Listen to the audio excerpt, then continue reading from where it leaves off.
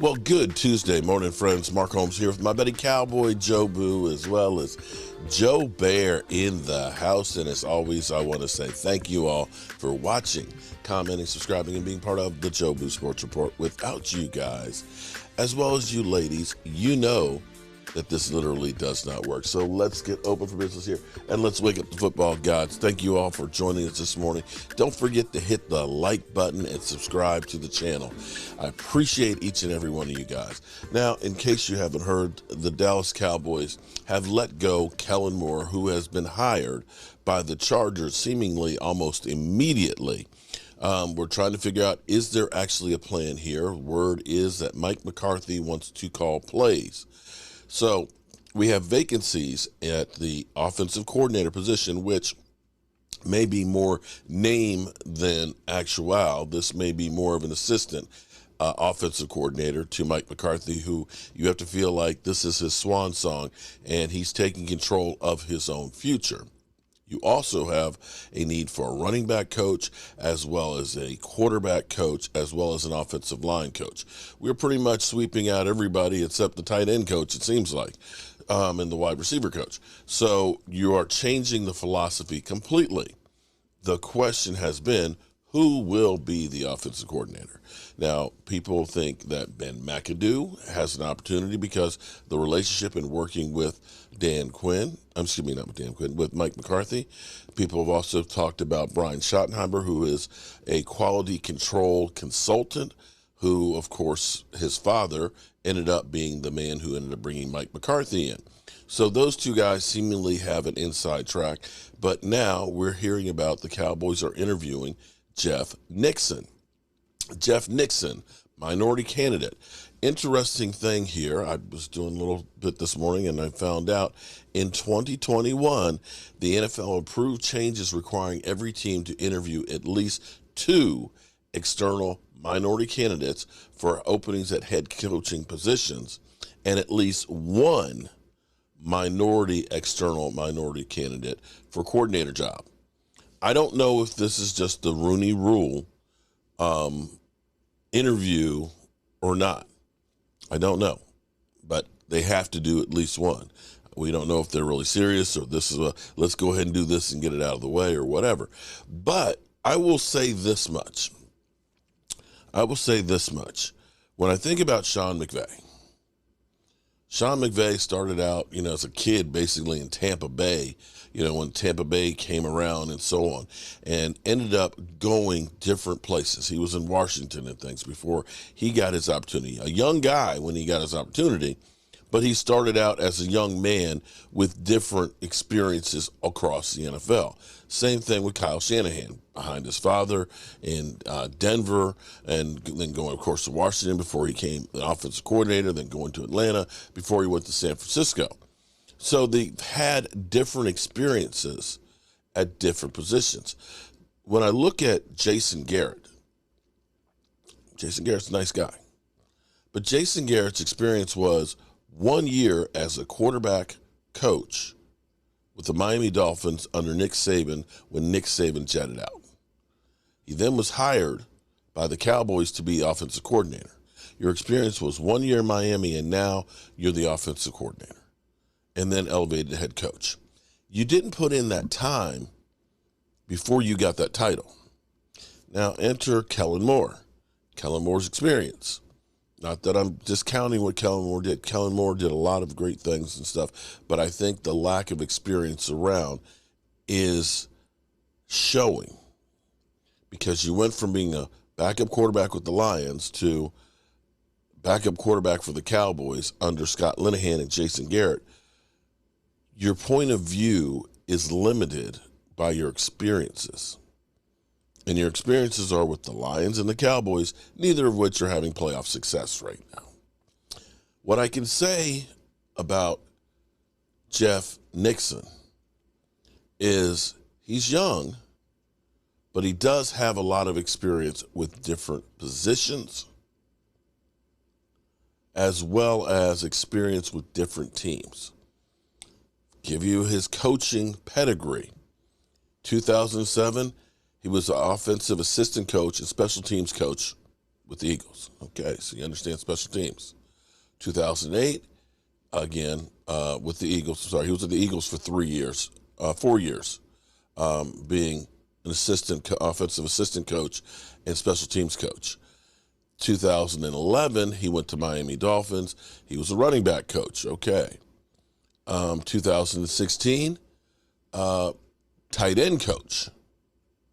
2017, he ended up going to Baylor, where he was co-offensive coordinator and running backs coach.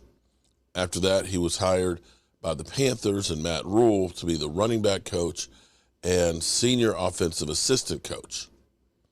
And then after Matt Rule was fired, he was assistant head coach of offense.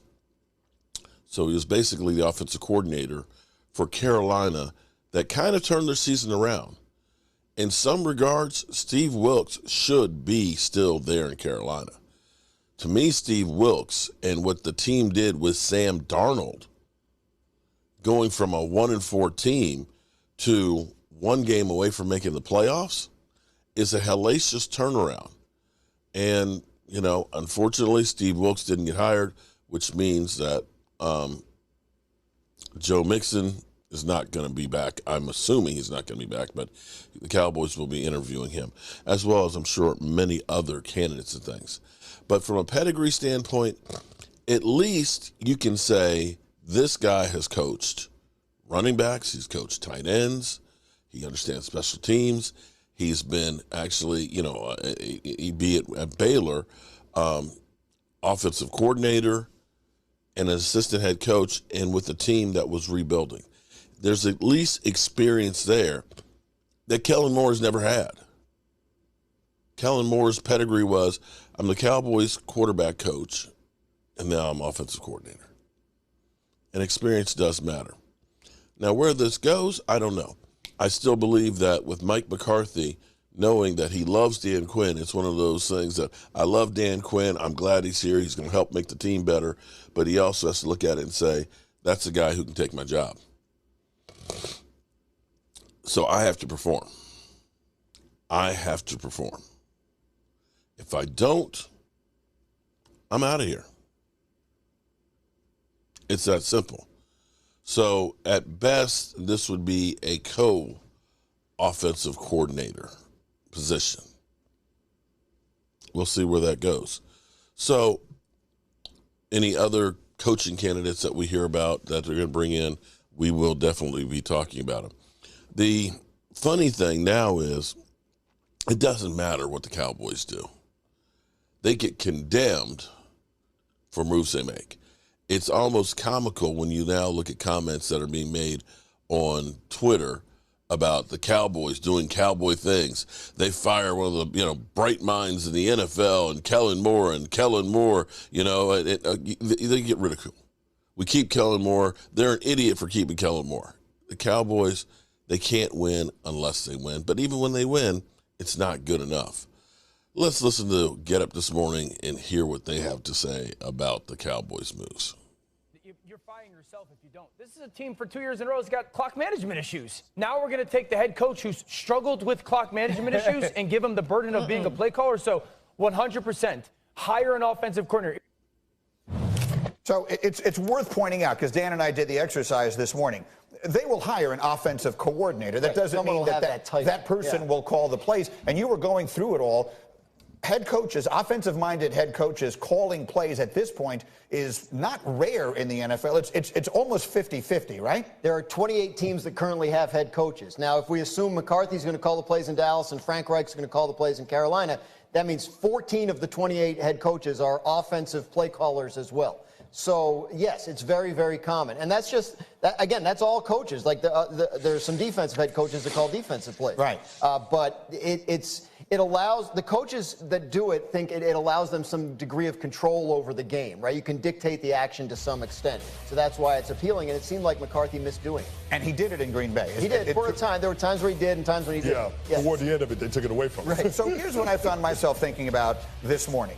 And Dan has made the point that the contract is set up in such a way that Mike McCarthy might not be the only one in a prove it or it's over in Dallas season. This might apply to the head coach. In fact, I think we all believe it does apply to the head coach. Might it apply to the quarterback as well? There's no question about it in my mind. If Dak Prescott can't prove that he's the guy, then I think the Cowboys will look to transition away from him. But at that point, that's Jerry Jones punting on competing for a championship with this core of players. And I'm not sure that he's ready to do that because, as I've said in the past, Jerry Jones ain't buying green bananas. I think that he looks at Dak Prescott as a good quarterback, but he's a guy that has to have everything in place in order to compete and win at the highest levels. Which in lies the rub, because when you go up against teams like San Francisco or teams like the Philadelphia Eagles, you are not going to be the more talented team, and you need your quarterback or your head coach to be the difference. And in this situation, I think it's easier to find a head coach that can get you there rather than find a replacement for what Dak Prescott's bringing to the party. So Marcus, again, the former Cowboy, and we always associate you on this show with all the things in Dallas. I think it's not even worth asking, is Mike McCarthy's job on the line next season? That seems to be quite obviously the answer is yes. Do you believe the quarterback his job is on the line next season in Dallas as well? Yeah, the decision got to be made, G, and it's based on his performance this year. And Chris mentioned the San Francisco 49ers in the playoffs. They have no more pressure than from anybody, but within their division with the team that's about to play in the Super Bowl. You got to determine how far behind you are of the Philadelphia Eagles and what Howie Roseman has done with building a roster with a young quarterback that they probably you seem to forget that we did beat them, but we were 1-1 against them. We'll be able to cap maneuver and keep some of those players, obviously having that talent that's around him. Now, you lose a few things, obviously, when you sign a quarterback, and that's what we've been alluding to. When Dak got the money, there were parts of this roster that would have to be overcome by his ability and his play, and he has not ascended to that. But I also go to the other side of watching Dak Prescott play this year. And I know we talked about the Dallas Cowboys, and G, me and you had fights all season long about the Cowboys and what they were and what they weren't. And they definitely overachieved after they lost Dak Prescott. But I continuously said this roster is not good enough. I wasn't comparing them to the rosters in the NFC. I was comparing them to the roster that was in their own division. It was not good enough. When you talk about talent, when you talk about guys that just make plays after catch, like Himbo sent me a stat, this needed to be an offense where Dak Prescott could get the ball out of his hands and guys could make plays with yards after the catch. This needed to be a high-volume play-action football team because they didn't have a lot of weapons on the outside that you would consider one-on-one wins and matchups. Look no further than Philly. They got all of that. And they got a quarterback that's athletic enough to get them out of trouble. That was the vaunted San Francisco 49ers defense we watched them put up 31 against. I'm talking about the Philadelphia Eagles, and their quarterback didn't play well. Think about that. Think about where Dallas was at 13-3 when Dak Prescott entered this league to where they are now. This team is nowhere near being good enough to win a Super Bowl, let alone start talking about what they'll be when Mike McCarthy start calling plays. All right, we have much more to say about all of that as we continue football. So now, after calling for Kellen Moore's head, now we're told that Mike McCarthy calling plays is going to be a disaster. Well, we'll definitely dig deeper into that notion and so on, but right now we'll see what's going to happen as far as offensive coordinators go. I'm Mark Holmes, and I hope you guys are having a great day. Feeling a little bit under the weather. Woke up with a really bad sore throat this morning and things. But going to be getting back on my other channel. If you are, we're beginning to do some work on there because I need to lose weight and get in better shape. And shout out to all the new subscribers and the people who have sent me emails with hints and ideas and suggestions and stuff. And I'll be digging in a little deeper on all that. We've got the off season to try and get ourselves fixed, and let's hope that the Cowboys can do the same with themselves. As always, you know how we roll. Mark Holmes here, and as always, I want to thank you all for watching, commenting, subscribing, and being part of the Joe Sports Report.